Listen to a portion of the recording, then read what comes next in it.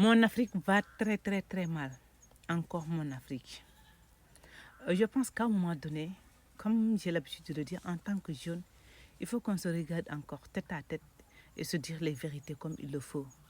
Parce qu'aujourd'hui, je pense que nos énergies devraient être en fait consacrées sur des sujets beaucoup plus urgents, sur des sujets beaucoup plus en fait pointus, que de s'attarder en fait sur des sujets comme l'homophobie et j'en passe.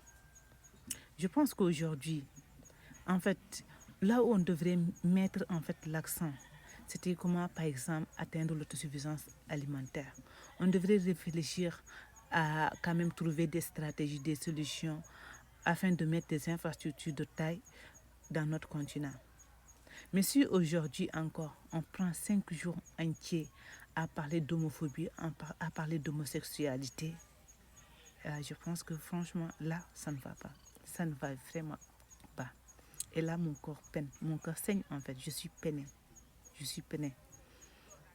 Beaucoup de gens sont déçus. Certains sont surpris. Mais moi, non.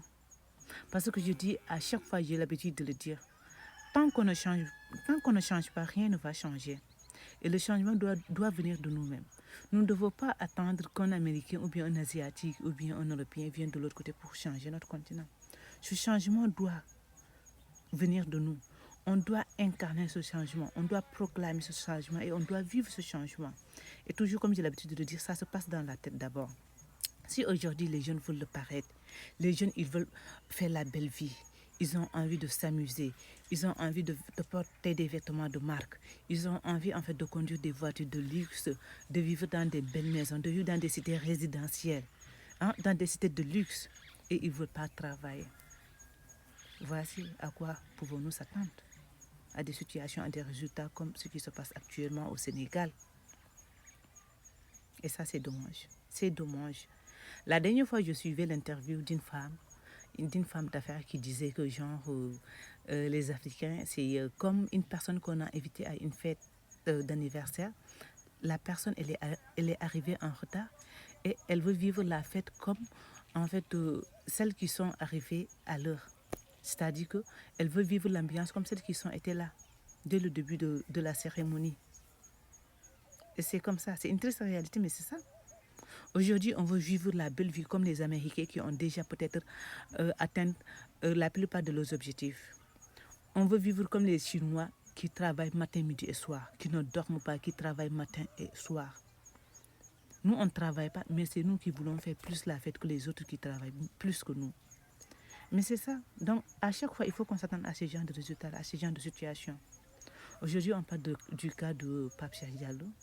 Certains sont surpris. Moi, je ne suis pas surprise parce que moi, j'ai quand même côtoyé pas mal de célébrités. À un moment donné, j'ai su que ce qu'ils montrent sur les écrans, ce qu'ils montrent devant les écrans et ce qu'ils vivent réellement sont deux choses diamétralement opposées. Et j'ai pris le recul. Je me suis dit que moi, j'ai mes objectifs, j'ai des projets à mettre en place. Je n'ai pas le financement, mais je ne vais pas quand même me dévaloriser ou bien je ne vais pas quand même... c'est ça, je ne vais pas me dévaloriser en fait pour mettre un projet en place. Je préfère suivre le chemin droit, le chemin normal. Je préfère gagner ma vie dignement et mettre mes projets en place que de rentrer dans des histoires de secte, que de rentrer dans des histoires d'homophobie. Pour gagner ma vie, je suis peinée quand je vois encore aujourd'hui en Afrique, on s'attarde encore sur ce genre d'actualité. Et comme j'ai l'habitude de le dire, tant qu'on ne change pas, rien ne va changer. Il faut qu'on change, il faut qu'on sache que aucun Américain, aucun Asiatique ne viendra pas en fait développer notre continent. C'est à nous de le faire. C'est notre rôle, c'est notre devoir. Et chaque personne a sa partition à jouer. Très chers jeunes, revoyons les choses. On a du sérieux travail. On a du sérieux travail. Et s'il vous plaît, mettez-nous au travail avant qu'il ne soit tard. Ciao.